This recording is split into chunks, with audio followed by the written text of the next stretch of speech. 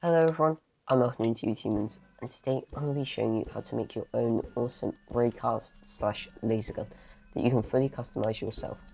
You can do a lot with this. You can turn it into an AR, you can turn it into a pistol, you can turn it into a ray gun.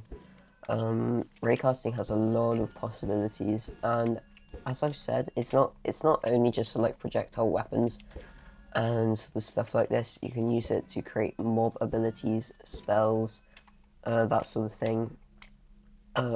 Entity detection, testing whether there's an entity where a player looks. But in today's tutorial, the example I'm gonna be showing you how to create is just gonna be a basic laser sort of like gun, I guess. You know, I guess it's sort of blue fire, but so it's just a basic damaging laser gun sort of thing. So that's sort of enough for the demo. This just works by throwing a snowball and firing off a laser into the distance, and it's really fun to use and fairly simple to program. So I'm going to get straight into tutorial on how to program it. So first you're going to need to create a scoreboard. You do that with scoreboard, objectives, add, and we're going to call ours fire time, set that to dummy and run that in chat. It should create the objective successfully. Then place down the repeating command block, pause the video, type this command into it. This is just for multiplayer friendliness. This is a completely multiplayer friendly ability and very spammable. With the snowball method, you can simply hold down your right click and it will fire it off. I reckon it can do about 5 shots a second, maybe. Maybe a little less, I'm not too sure. And then you're going to need to place a chain command block coming out of that one with this command in it. So the actual raycast runs off of armor stands and creating armor stands and teleporting the armor stands away from you, so you can counterattack with a bow. Next up, you're going to need another chain command block with this command in it. This just aligns the armor stand with you after it's been created. Then another chain command block that kills the snowball once you drop it, so it's a seamless transition. You don't see me throwing out any snowballs. I just press the action to throw them. It's very simple right click detection. You're also going to need to create some movement for that flame arc. That can be done with this command in the chain command block, and then this chain command block after here.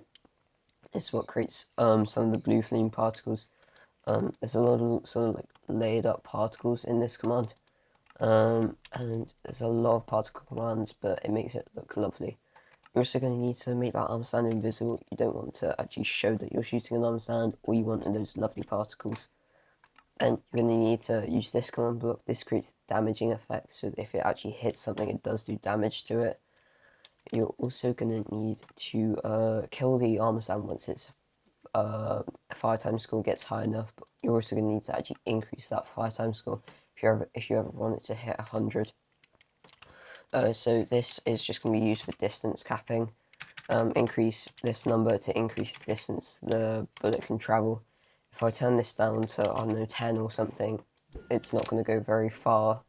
As you can see there, it barely went any distance at all before the armor stand is killed.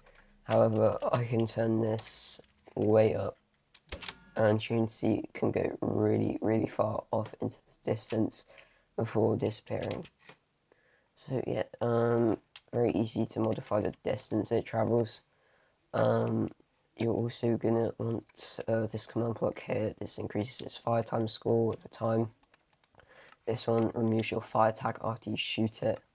And this is the sound effects command. So these two are the sound effects that play.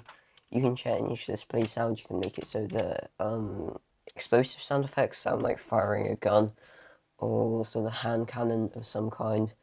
But these beacon dot activate ones sound like laser guns.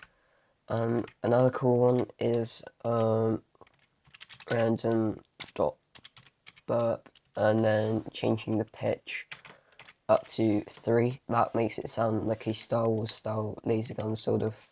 And if I remove this one, you can sort of hear that. It doesn't work too well, frankly. I think if I change that to unconditional, yeah, that should sound a little better. Still a very classic laser gun sound effect, I guess, from sort of like older Star Wars movies, inspired by that sort of thing. To increase the speed at which the projectile travels, it kind of has a trade-off. Increasing the speed decreases the accuracy and probability that even if the bullet still travels through something, it won't damage it.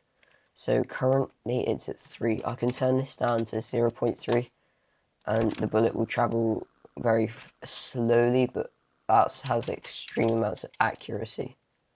I can also make the bullet sort of really fast.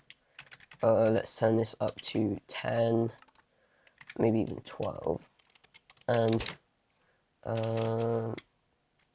yep, that didn't even really seem to, oh, I'm firing that. This movement, that needs to be a -12. But yeah, you can see that's extremely fast. See, it just flies off into the distance instantly. But because it's so high, it's also super inaccurate.